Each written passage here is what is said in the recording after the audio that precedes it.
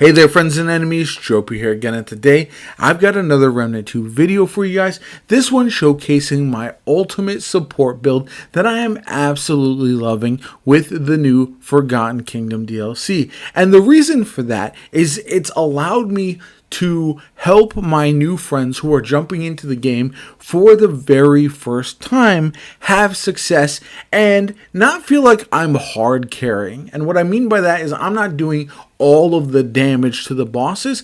I'm allowing my new friends to have success as they experience the game for the first time by doing their own damage, messing with their own builds. I'm essentially allowing them to survive so that way they can do a lot of the work themselves. And that's why I really enjoy this one personally, because I can run it with friends or randoms. It doesn't matter. Ultimately, I can have success with it. It's not going to be a one burst against bosses or anything like that, but it is very helpful in a lot of different situations. So this is called the Visionary Spirit of Healing, combining the Invoker with the Medic. As far as the skills, I'm running Way of Maedra. This allows me to heal, but also, more importantly, Gloom. Increases incoming elemental damage by 15% to enemies. This will allow me to do additional damage to enemies, but also allow my teammates to do additional damage to them as well. I'm also running Healing Shield. This is huge because I will shield my allies as well as myself, and then they will be regenerating health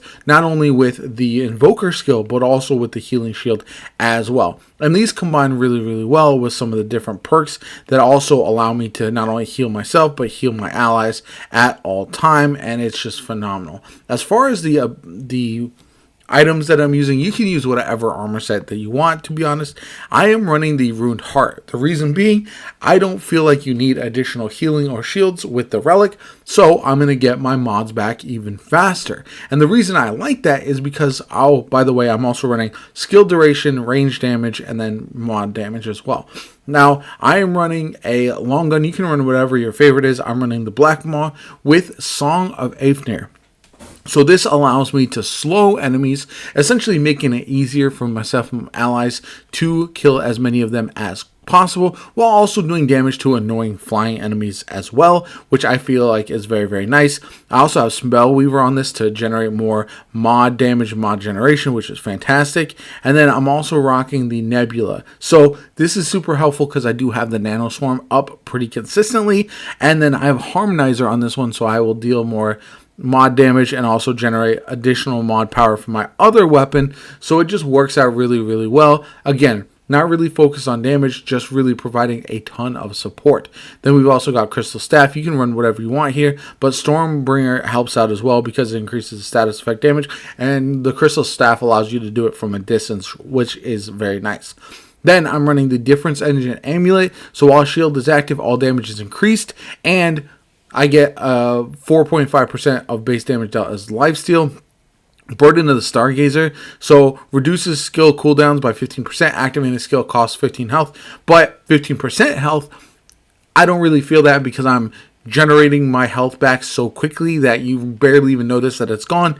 Generating Band, regenerate 3% of max health per second while shield is active. Again, this might be a little bit overkill, but that combination right there allows you to pretty much have infinite health, even if you are not having your skills up, if you are just generating the shield. So I think that's very nice. And then Stone of Continuance increases skill duration by 15%. This is nice for both of the skills that I'm running with this build. And then finally, I've got Zohi's Ring, increases mod duration by 20%, which really works out well with Nanoswarm as well as Song of Aifnir. So as far as the gameplay loop for this, it's pretty simple. You are going to essentially be casting your Way of Maedra as well as your Healing Shield as soon as the battle starts, and once they go away, you can pretty much cast them consistently. Now, you might lose your shield sometimes because you will get damaged and it will be destroyed, but you're consistently healing at that point as well, so you really don't have to worry about losing your shield.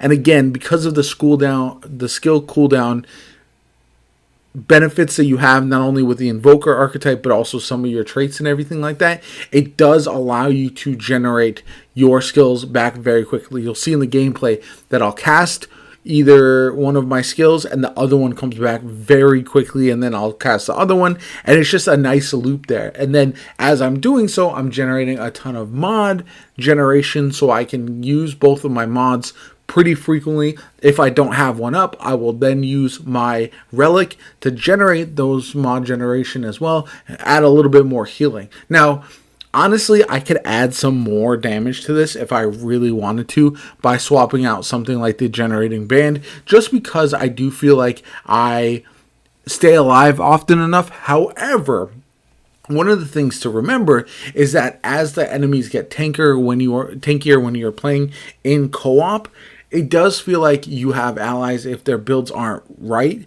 they can go down over the long haul. So your main priority with this build is going to be staying alive. And again, you are not only staying alive for yourself, but also your allies, because you can revive them. You can provide them with healing, provide them with an overshield, provide them with a slowed enemy. You can also do a lot of different things that really benefits entire team of players, and I think it works out really, really well.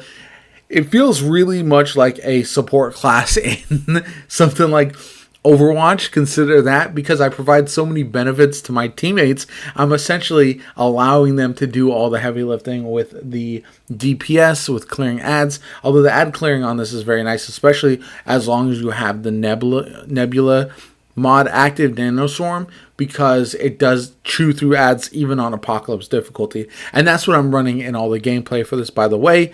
Might not be the best build against bosses if you were playing solo, to be honest, but you can swap this out easily now that we have loadouts. So that's not a massive deal. It's just one that even if you're playing on boss fights with randoms, will allow them to stay alive. Yeah, the boss fight might take a bit longer because you're not doing heavy damage, but again, it allows you to support them in ways that I think is very, very effective. And it's one of my favorite things of this game, because I feel like a lot of players just want to blow through content and not allow new players enough time to enjoy the journey. And that's something that I really enjoyed my first time playing through, and my first couple times through the different adventures.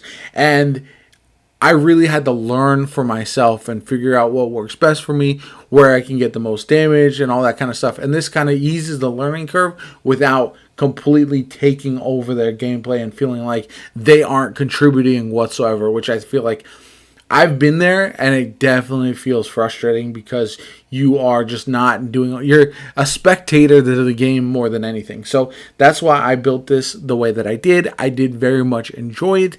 I have some other builds on the way that are really a lot of fun. I'm going to try to make a different build with every archetype combined with the Invoker. So let me know in the comments which one you want to see next. I've already done the Medic as well as the Ritualist.